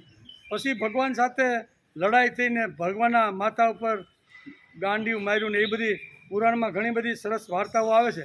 તપ કરે એટલે ભગવાન પ્રસન્ન થાય, પણ ભગવાને પણ કસોટી કરે કે આ જે તપ કરે છે એ તપ શા માટે કરે છે ને, તો ભગવાન એકાદ નાની મોટી પરીક્ષાઓ પણ લે છે અને પરીક્ષા લીધા પછી એને આશીર્વાદ અને આવી રીતનું બધું આપે પણ છે. તપ બે પ્રકારના હોય છે, એક ભૌતિક અને એક આધ્યાત્મિક. બંનેને તપ જ કહે છે, બરાબર. ગુડાકેશ ઋષિકેશને કહે છે. ગુડાકેશ શબ્દ આગળ આવી ગયો છે, આગલા શ્લોકોમાં એકવાર ગુડાકેશ શબ્દ આવ્યો છે. આ વિશેષણ અર્જુન માટે વપરાયું છે. નિંદ્રાને જીતનાર. ગુડાકા એટલે નિંદ્રા અને ગુડાકેશ એટલે નિંદ્રાને જીતનાર. ગુડાકાનો અર્થ સ્વામી પણ થાય છે. બીજો અર્થ શું થાય છે? ગુડાકાનો સંસ્કૃત શબ્દ છે, એનો અર્થ થાય છે સ્વામી.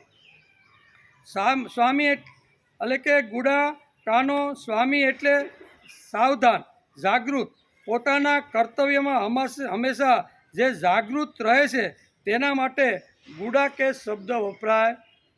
મારે સાવધાન થઈ જવાનું છે. જેમ શું કહેવાય, રામદાસ સ્વામી જેમ સાવધાન થઈ ગયા ને. રામદાસ સ્વામી એના માતાને, બાપા તો ઘણા સમય પહેલાં ગુજરી ગયેલા, માતાએ નાનાનો મોટો કર્યો રામદાસ સ્વામીને. હું યુવાન થયો એટલે લગ્નની બધી તારીખોને અંતે બધું થયું અને મંડપમાં રામદાસ સ્વામી યુવાન, બરાબર ને, મંડપમાં આવે છે અને ગોર બાપા સાવધાન કહે છે એટલે ભાગ્યા. એ તો માતા શું કહેવાય, ઘરમાળા તોડી નીકળે. એ કે કેમ ભાગ્યો? તો કે ગોર બાપાએ કીધું ને સાવધાન થઈ જાઓ, એટલે હું સાવધાન થઈ ગયો છું. એટલે જીવનના બાબતમાં હોય, ભક્તિના બાબતમાં હોય, અધ્યાત્મના બાબતમાં હોય, જે આવી રીતનો સાવધાન થાય છે એના માટે ગુડાકેશ શબ્દ વપરાય છે. એટલે કે ગુડાકેશ જાગૃત એટલે પોતાના કર્તવ્યમાં પણ જાગૃત. બીજો એક શબ્દ છે ઋષિકેશ. અહીં બીજો શબ્દ વ્યાસે લખ્યો છે અને સંજય ધૃતરાષ્ટ્રને કહે છે કે ગુડાકેશે ઋષિકેશને આ પ્રમાણે કીધું. તો ઋષિકેશ પણ એક શબ્દ આ શ્લોકની અંદર લખ્યો છે. બીજો શબ્દ છે ઋષિકેશ. ઋષિકેશ એટલે ઇન્દ્રિયોને હર્ષ આપનાર. ઋષિકેશ સંસ્કૃત શબ્દ છે, એનું ગુજરાતી થાય છે આપણને જે ભગવાને ઇન્દ્રિયો આપી છે એ ઇન્દ્રિયોને હર્ષ પમાડનાર, આનંદ પમાડનાર એટલે ઋષિકેશ. કેવા અંદર બેઠા છે તો જ આપણે હાલી શકીએ, બોલી શકીએ, ખાઈ શકીએ, પી શકીએ. એનું કારણ શું છે કે અંદર કોઈ શક્તિ મને હલાવતી રહેલી છે, મને બોલાવતી રહેલી છે, મારું ખાધેલું પચાવતી રહેલી છે. ખાધા પછી લોહીનું પાચન કરીને કચરો દૂર કરી અને અંગૂઠાથી માથા સુધી જે કંઈ શક્તિ અંદર જે કામ કરે છે એના માટે અહીંયા વેદ વ્યાસે ઋષિકેશ શબ્દ વાપર્યો. ઇન્દ્રિયોને હલાવનાર. કાન હોય, આંખ હોય, પગ હોય, જે કાંઈ આપણી ઇન્દ્રિયો છે ને એ ઇન્દ્રિયો હાલે છે કોના લીધે? કોઈ અંદર ચૈતન્ય હશે તો જ ને. માણસ 6 ફૂટનો હોય, બરાબર, ત્યાં સુધી હાલે ચાલે ખાય, પણ હુઈને પછી ઉઠે જ નહીં, અંદરથી ચૈતન્ય વયું જાય. તો એનો એ 6 ફૂટનો જે માણસ 3 વાગે જે ઉઠવાનો હોય છે ઉઠી શકે. શા માટે? તો કે હલાવવાવાળી શક્તિ અંદરથી જતી રહી છે.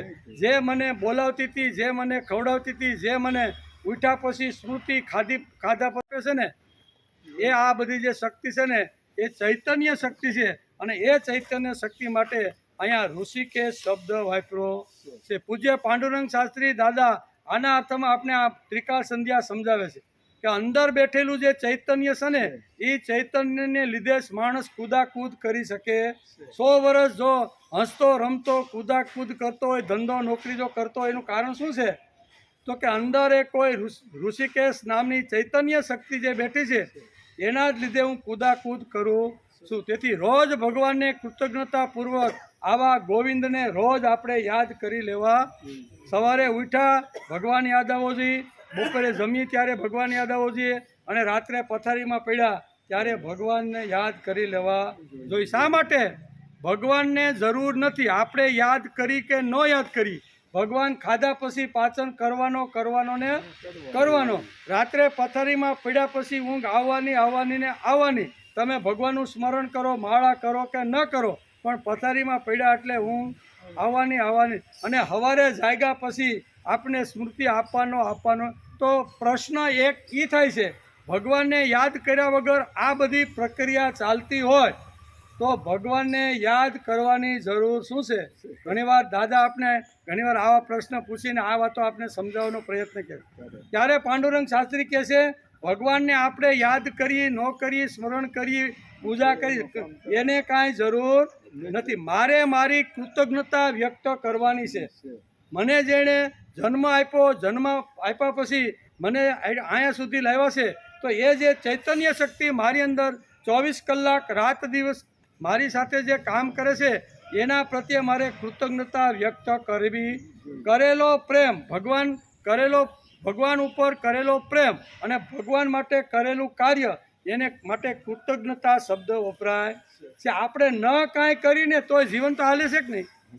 અમે ઘણા વર્ષો 30 વર્ષ પહેલાં અમે અહીંયા વ્યારા તાલુકાના ગામડાઓમાં જ્યારે જંગલોમાં જતા ને, ત્યારે ઘણીવાર આવી બેઠા હોય સહજ રીતે ત્રિકાળ સંધ્યાની વાતો થાય. 3 દિવસ રોકાવાનું હોય ને, ત્રિરાત્રિ જતા અમે દર મહિને 3 રાત્રિ ધામા નાખી દેવાના એક ગામમાં.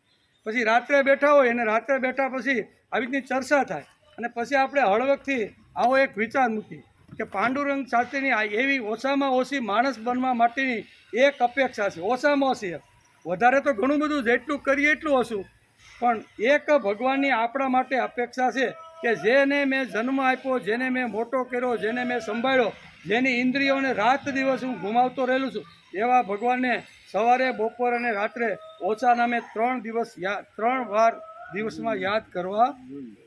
ઓલો એક આદિવાસી બાપા હતા, એ કે અમે તો કોઈ દી યાદ નથી કર્યા, મારે તો 70 વર્ષ થઈ ગયા. 70 વર્ષ યાદ કર્યા વગર હોઈ જાઉં છું, ખાધેલું પસે છે, સવારે 4 વાગે ઉઠી જાઉં છું, સાંજે નિયમિત મને. તો આમાં વચ્ચે ભગવાનને લાવવાની ક્યાં જરૂર છે? ઘણીવાર આવા પ્રશ્નો ઊભા થાય ત્યારે આપણે એને કહેવું જોઈએ, ભગવાનને કાંઈ જરૂર, હું તો મારા માટે કરું છું, મારો જીવન વિકાસ થાય, મારી અંદર રહેલું જે ચૈતન્ય છે એ મને આવી રીતનું જે કરતું એના માટે આપણને કર્યાનો કંઈક આનંદ થાય ને, એટલા માટે ભગવાન પ્રત્યે કૃતજ્ઞતા વ્યક્ત દરેક માણસે ઓછા નામે દિવસમાં 3 વાર વ્યક્ત કરવી જોઈએ. અને એને પૂજ્ય દાદાએ આવી રીતનું ત્રિકાળ સંધ્યા એવું સુંદર રૂપ, સુંદર આવી રીતનું નામ આપી દીધું છે. અહીંયા પણ વાત કહે છે, અહીંયા ઋષિકેશ એટલે આપણી ઇન્દ્રિયોને હલાવનાર, આપણી ઇન્દ્રિયોને સંભાળનાર, આપણી ઇન્દ્રિયોને ગુમાવનાર, આપણી ઇન્દ્રિયોને જ્યાં જ્યાં જેવી રીતની જરૂરિયાત છે ને એ જગ્યાએ બધું જ અંદર બેઠો અંગૂઠાથી માથા સુધી લોહી ગુમાવવાનું હોય, અશુદ્ધ લોહીને શુદ્ધ કરવાનું હોય, કચરો બહાર કાઢવાનો હોય, પછી પરસેવા રૂપે હોય, પછી મળ રૂપે હોય, પેશાબ જે કાંઈ હોય ને એ બધું ગુમાવી અને આટલું સુંદર આપણા જીવનને જો ચલાવતો હોય ને, તો ઓછા નામે માણસે ભગવાનને દિવસમાં 3 વાર તો યાદ કરી લેવા. કર્મકાંડ રૂપે નહીં, અંદરથી અંતઃકરણ મારું શુદ્ધ થાય, પવિત્ર બને, દિવ્ય બને, એટલા માટે માણસે આ વાતો કરી. તેથી અહીંયા ભગવાને અહીંયા સંજય બહુ સરસ રીતે સમજી વિચારીને આ શ્લોક બોલે છે. ગુડાકેશ ઋષિકેશને આ પ્રમાણે કહી અને હવે યુદ્ધ હું નહીં કરું એમ કરીને ચૂપ થઈ ગયો છે. તો ગુડાકેશે ગોવિંદ અથવા અહીંયા ઋષિકેશને શું કીધું એ અત્યારે સંજય ધૃતરાષ્ટ્રને સમજાવી રહ્યો છે કે ગુડાકેશે આવી રીતના ઋષિકેશને આ પ્રમાણે કીધું. તો ઋષિકેશ એ શબ્દ આપણે સમજી લેવું જોઈએ કે અહીંયા ઋષિકેશ શબ્દ વ્યાસે અહીંયા શા માટે મૂકી દીધો. એટલે ઋષિકેશના 2 અર્થ અહીંયા શાસ્ત્રકારો કહે છે કે માણસે સાવધાન થઈ જવું જોઈએ અને આપણી ઇન્દ્રિયોને જે હલાવે છે, ચલાવે છે, ગુમાવે છે, એને રોજ આપણે દિવસમાં 3 વાર યાદ કરી લેવા જોઈએ. બીજો શબ્દ છે ઋષિકેશ, ઇન્દ્રિયોને હર્ષ આપનાર. શું છે બીજો શબ્દ છે? એ શબ્દનો બીજો અર્થ એ થાય છે આપણી જે ઇન્દ્રિયો છે ને એને હર્ષ આપનાર. આંખ હોય, કાન હોય, નાક હોય, જીભ હોય, હાથ હોય, જે ઇન્દ્રિયો આપણી 5 જ્ઞાનેન્દ્રિય, 5 કર્મેન્દ્રિય અને 11મું જે મન છે ને, એ 11 ઇન્દ્રિયોને જે હર્ષ આપવાનું જે કામ કરે છે ને એ ઋષિકેશ એને કહેવામાં આવે છે. બધાનો સ્વામી કોણ છે? ઋષિકેશ. મારો તમારો બધાનો સ્વામી કોણ છે? ભગવાન. એને તમે 1000 નામ છે, જે નામ આપવું હોય એ આપણે આપી શકીએ. એટલે કે બીજો એટલે કે ઊંઘનો સ્વામી એટલે કે ઇન્દ્રિયનો સ્વામી કહે છે, સંજય ધૃતરાષ્ટ્રને કહે છે કે હે ગોવિંદ, હું યુદ્ધ નહીં કરું. આવું સ્પષ્ટ કરી અને અર્જુન ચૂપ થઈ ગયો. બીજી લીટીમાં ગોવિંદ શબ્દ અહીંયા ભગવાન માટે વપરાણો છે. ભગવાન કૃષ્ણ માટે આ શ્લોકની અંદર અહીંયા વેદ વ્યાસે 2 શબ્દો વાપર્યા છે, એક ઋષિકેશ અને બીજો ગોવિંદ. તો ઋષિકેશને આપણે સમજવાનો પ્રયત્ન કર્યો તો ગોવિંદ શબ્દ પણ અહીં વિશેષણ લગાડી અને ગોવિંદ પણ શબ્દ વાપર્યો છે. તો ગોવિંદનો અર્થ પણ આપણે સમજી લેવો જોઈએ. અર્જુનના મનમાં પણ ટ્રાફિક જામ થઈ ગયો છે. કેવું ઘણીવાર આવો ટ્રાફિક જામ થાય ને ત્યારે આવી સમસ્યાઓ બધી ઊભી થાય. હું યુદ્ધ નહીં કરું આમ કહીને સ્પષ્ટ કહીને અર્જુન મૌન થઈ ગયો. એમ ધૃતરાષ્ટ્રને સંજયે કહી દીધું. અર્જુનને સંબોધન કરેલ છે. ગોવિંદ સમજવું જોઈએ થાય છે ઇન્દ્રિયો. ગોના ઘણા બધા અર્થ આપણા શાસ્ત્રની અંદર લખ્યા છે. ગોવિંદ બરાબર, એના જો છૂટો પાડી તો પહેલો ગો આવે. તો ગોનો એક અર્થ થાય છે ગાય, બીજો અર્થ થાય છે ગોવિંદ, ત્રીજો અર્થ થાય છે માખણ. આપણે કહીએ ને તો આમ મગમગતું આમ ઘણા બધા અર્થો આવી રીતના ગોના અર્થ.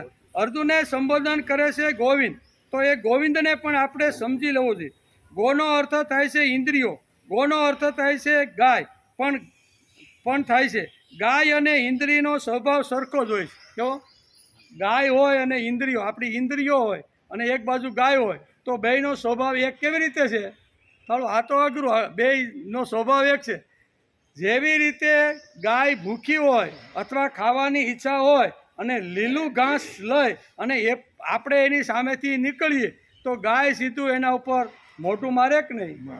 એવી રીતની સરસ મજાની આપણી ઇન્દ્રિયો છે. ઇન્દ્રિયોની સામે કોઈ આવી રીતનો મોહનથાળ છે, કોઈ લાડવા છે, કોઈ સારી એવી ખાવાની વસ્તુ લઈને નીકળે એટલે ઇન્દ્રિયો એના ઉપર તરાપ મારે. ત્યાં ગોવિંદનો અહીંયા આવો અર્થ કર્યો છે. ગો એટલે ગાય અને ગો એટલે ઇન્દ્રિય, બે સરખા એમ. ગાય જેમ ઘાસ જોઈને એના ઉપર જેમ તરાપ મારે છે એમ ઇન્દ્રિયો પણ સારા સારા ભોગો જોઈ અને એની ઉપર તરાપ મારે કે નહીં? ઘણીવાર આપણે જમીને કોઈને ઘેરે ગયા હોય, ફૂલ પેટ ભરાઈ ગયું હોય અને છતાંય કોઈની ઘેરે ગયા હોય અને કોઈ એમ કહે કે ના ના અમારી ઘેરે પહેલી વાર આવ્યા છો એટલે તમારે થોડુંક તો લેવું. અરે ભાઈ, મારું પેટ ભરેલું છે. પેટ ભરેલું હોય તો આપણી ઇન્દ્રિયો થોડુંક લે કે નહીં? ભોગ સામે આવ્યો એટલે ભલે ઓછો નહીં તો એકાદો પેંડો કાંઈ વાંધો નહીં, લાય નહીં લઈ નાખો.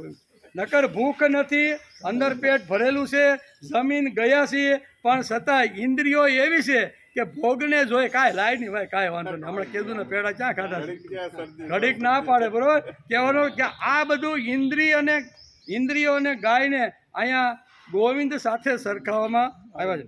અર્જુને સંબોધન કરે ગો એટલે ગાય પણ થાય. ગાય અને ઇન્દ્રિયનો સ્વભાવ સરખો છે. લીલું ઘાસ જોઈને જેમ ગાય દોડી જાય છે એમ સારા સારા ભોગો જોઈને આપણી ઇન્દ્રિયો બધું જ ભક્તિ છે, અધ્યાત્મ છે, ધર્મ એક સાઈડે મૂકી અને ક્યાં જોડી જાય કે હાલો ભોગ તરફ જાય કે નહીં જાય? ઘણીવાર આવું થાય. કેમ બાપા કાલ દેખાણા નહીં? એ આવતો તો લજામણી પૂગ્યો તા મારો એક મિત્ર ભેગો થઈ ગયો કે આપણે કીધું ને જલેબી ને ગાંઠિયા ખાધા નથી, હલો હો ગામ જલેબી ને ગાંઠિયા ખાઈ નાખી. એમ કરીને બાપા વડલા હેઠે આવવાને બદલે ક્યાં ગયા? હોટલમાં ઘૂસ્યા. હુકામાં ઇન્દ્રિયો એને ભોગ તરફ ખેંચી ગઈ છે. બદલે તો કાલે જાવ, એ તો એનું દરરોજનું છે ભાઈ. આ થોડું દરરોજ લાય ભાઈ 100 ગ્રામ જલેબી ને 100 ગ્રામ. આવું થાય કે ન થાય? ઇન્દ્રિયો ઘણીવાર આવી રીતની ભોગ તરફ ઢસડી જાય છે. એમ અહીંયા આ શ્લોકની બહુ સ્પષ્ટ રીતે આ શબ્દો મૂકી અને વેદ વ્યાસે કમાલ કરી નાખી છે. ગોવિંદ જે ઇન્દ્રિયોને પ્રકાશિત રાખે છે. ગોવિંદનો બીજો અર્થ થાય છે આપણી ઇન્દ્રિયોને પ્રકાશિત કરે છે. એના માટે પણ શાસ્ત્રમાં ગોવિંદ શબ્દ વાપરવામાં આવ્યો છે. એને પણ ગોવિંદ કહેવામાં આવે છે. આપણી ઇન્દ્રિયોને હાલવું, ચાલવું, બોલવું, પ્રકાશિત જે કરવાનું કામ કરે છે ને એ અંદર રહેલો ગોવિંદ કરતો રહેલો છે. તેથી સવારમાં ઉઠીને રોજ ગોવિંદને યાદ કરી લેવા જોઈએ. સમુદ્ર વસને દેવી પર્વત સ્તન મંડલે વિષ્ણુ પત્ની નમસ્તુભ્યમ પાદ સ્પર્શ. એની પહેલાં આપણે હાથનું દર્શન કરીને માણસ ઉઠે અને પૃથ્વી ઉપર પગ મૂક્યા પછી 2 હાથ જોડીને ગોવિંદને પણ નમસ્કાર કરે છે કે વસુદેવ સુતન દેવમ કંસ ચાણુર મર્દનમ દેવકી પરમાનંદમ કૃષ્ણમ વંદે જગત. આવા ભગવાનને રોજ માણસે નમસ્કાર કરી લેવો જોઈએ. શા માટે? મારું બોલવું, મારું ચાલવું, મારું ખાવું, દરેક ઇન્દ્રિય ઉપર ભગવાન પ્રકાશ પાડે છે. તેથી હાલી શકી, બોલી શકી, ખાઈ શકી, ઊંઘી શકી, એ ઇન્દ્રિય ઉપર જો ભગવાન પ્રકાશ પાડવાનું જો બંધ થઈ જાય તો અશ્વની કુમાર કેમ? હવે બાપાની સાથે ભગવાને પ્રકાશ આપવાનું બંધ કરી દીધું છે. અહીંયા તેથી જ આ શ્લોકમાં સંજય ભગવાનનું સંબોધન 2 વખત કરે છે. એક ઋષિકેશ અને બીજું ગોવિંદ. ઇન્દ્રિયોના સ્વામી અને ગોવિંદ એટલે ઇન્દ્રિયોને પ્રકાશિત કરનાર. આવા ગોવિંદને ગુડાકેશ આ પ્રમાણે કહીને ચૂપ થઈ ગયો. એમ સંજય ધૃતરાષ્ટ્રને હસ્તિનાપુરમાં રિપોર્ટિંગ કરી રહ્યો છે. રાત્રે કાચનો ટુકડો પીળો હોય, આપણે અંધારામાં જતા હોય તો એ રાતનો પડેલો એટલે આપણે દેખાય નહીં, પણ જેવો આપણો સૂરજ ઉગે અને સૂરજનો પ્રકાશ એ કાચના ટુકડા ઉપર પડે તો એ જ આપણે સામેથી પ્રકાશ આપે છે કે નહીં? એ સૂર્યનો પ્રકાશ કાચના ટુકડા ઉપર પડે તેથી કાચનો ટુકડો પણ પ્રકાશિત થઈ જાય છે. એમ આપણી ઇન્દ્રિયો ઉપર ભગવાનના આવી રીતનો પ્રકાશ પડે એટલે કેમ ભાઈ ગઈકાલે આ કામ અધૂરું હતું એ ક્યાંથી યાદ આવ્યું ભાઈ? રાત્રે તો બધું ભૂલાઈ ગયું હતું, પણ એની ઉપર સવારે જેમ સૂર્યનો પ્રકાશ કાચના ટુકડા ઉપરથી પડેને ચમકવા લાગે એમ ઉઠ્યા પછી ભગવાનનો પ્રકાશ આપણી આંખ હોય, નાક હોય, જીભ હોય, પગ હોય એના ઉપર પડે એટલે માણસ ઠણ ઠણ કરતો બેઠો થાય કે ન થાય? એટલે કે ગોવિંદનો અર્થ આપણી ઇન્દ્રિયો ઉપર જે પ્રકાશ પાડે છે એવો અર્થ પણ શાસ્ત્રકારોએ અહીંયા એક અર્થ કીધો છે. સૂર્ય પ્રકાશથી કાચનો ટુકડો પ્રકાશિત થાય છે તેવી રીતે ઇન્દ્રિયોને પ્રકાશિત થવા માટે ચૈતન્યની જરૂર પડે ને. આપણી ઇન્દ્રિયોને જો આવી રીતની હલતી સલતી રાખવાની હોય ને તો ચૈતન્ય વગર ઈ શક્ય નથી. ચૈતન્ય હોય તો જ આપણી ઇન્દ્રિયો હાલી ચાલી શકે છે. તેથી સંજય બીજા અધ્યાયના 9મા શ્લોકમાં ગુડાકેશ અર્જુન એટલે કે ગુડાકેશ એને કહે છે. શું કહે છે? ન યોત્સી. શું કહે છે? ન યોત્સી ઇતિ ગોવિંદ. આ શ્લોકની અંદર કહે છે ન ગોવિંદ કહે છે દુનિયાના વિષયો આમને આમ પ્રકાશિત થતા નથી. એમને પ્રકાશિત થાય? પ્રકાશ કોઈ પાડનાર હોય તો પ્રકાશિત થાય. એટલે કે વિષયોને પ્રકાશિત કરવાને માટે ઇન્દ્રિયોની જરૂર પડે. ઇન્દ્રિયોને પ્રકાશિત કરવા માટે મનની જરૂર પડે. મનને પ્રકાશિત કરવા માટે બુદ્ધિની જરૂર પડે અને બુદ્ધિને પ્રકાશિત કરવા માટે ચૈતન્યની જરૂર પડે. આના વગર માણસનું આવી રીતનો પ્રકાશ પાડી ભગવાનનું જો પ્રકાશ પડે તો જ આપણી બધી ઇન્દ્રિયો ચૈતન્ય બને છે. જો સીધી લીટીમાં આપણે જોઈએ, હાવ સીધી લીટીમાં આ શ્લોકને જો સીધી લીટીમાં જોઈએ તો ઇન્દ્રિયોને પ્રકાશિત કરવા માટે ચૈતન્યની જરૂર. આપણી જે 5 જ્ઞાનેન્દ્રિય, 5 કર્મેન્દ્રિય, 11 મન છે એને આવી રીતનું ચૈતન્યની જરૂર પડે છે. ચૈતન્ય વગર કોઈ પણ ઇન્દ્રિય કોઈ પણ કામ કરી શકતી. પત્ની પણ ગભરાઈ તાત્કાલિક હવે આને કાઢો એ કે તો જ્યાં સુધી ચૈતન્ય હતું ત્યાં સુધી તો મજા આવતી હતી, પણ ચૈતન્ય ગયું એટલે પત્ની પણ ગભરાઈ જાય છે એમ કે. આવું બતાવવા માટે સંજય અહીંયા ગોવિંદનો સંબોધન કરે છે. ન યોત્સી ઇતિ ગોવિંદ. અંતર્યામી ભગવાન ગોવિંદને આ પ્રમાણે ગુડાકેશ આ પ્રમાણે કહેશે અને હસ્તિનાપુરમાં બેઠા બેઠા આખી ઘટનાઓ સંજય સમજાવે છે. અહીં શબ્દ છે ન યોત્સી, હું યુદ્ધ નહીં કરું. શું શબ્દ છે? ન યોત્સી, હું યુદ્ધ નહીં કરું. આવું કહેવાનો ગુડાકેશને અધિકાર નથી. ગુડાકેશ એટલે જેણે ઊંઘ ઉપર વિજય મેળવ્યો છે તે. આળસ અને પ્રમાદ ઉપર જેણે વિજય મેળવ્યો છે. સતત સાવધાન અને જાગૃત વ્યક્ત કેવી રીતે કહી શકે કે હું યુદ્ધ નહીં કરું? આની સ્પષ્ટતા કરવા માટે શ્રીમદ ભગવદ્ ગીતાના બીજા અધ્યાયના 10મા શ્લોકની અંદર બહુ સ્પષ્ટતા કરી છે.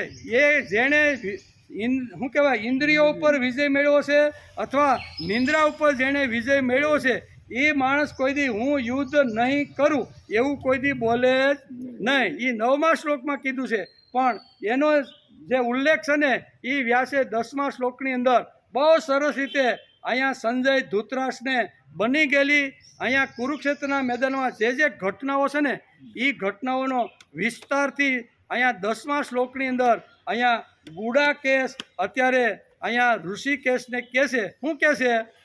એ આવતીકાલે આપણે ક્યાં ઉતાવળ છે, આવતીકાલે આપણે આવવાના છીએ ત્યારે વધારે વિશેષ.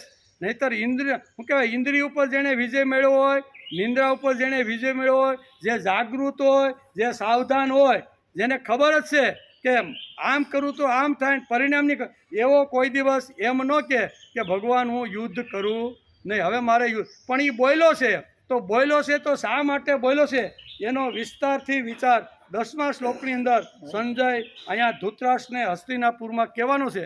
પણ એનો વિચાર આપણે આવતીકાલે આવશે ત્યારે 10મા શ્લોકની અંદર શું કહે છે એનો વિચાર કરશું.